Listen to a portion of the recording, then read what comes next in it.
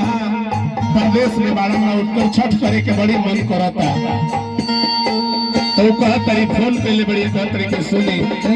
आजा परदेसी पिया घरावा छठे करब हम जरूर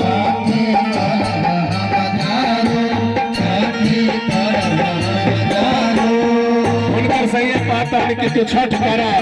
तहां जितना खर्चा लगी कुल जैसे हम मोबाइल पे पैसा भेज दे, गूगल पे कर दे, फोन पे कर दे, मनी ऑर्डर कर दे तो कहते कि पैसा तरुआ भेज दे ठीक बा। लेकिन एगो हमरा के बात बताई का केले माथे परी दौरावा केले माथे परी दौरावा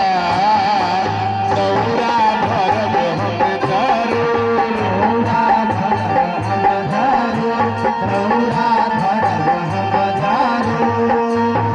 कल सूपे जोड़ा नरियरवा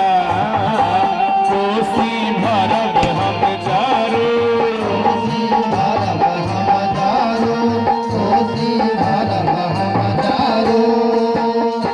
कहता कि कोसी भरब तो छठ करा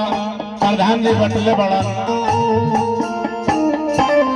विकास बाबू बटले बड़ा जितेंद्र बटले बड़ा तार देवर लेकिन वो कहते कि सुनो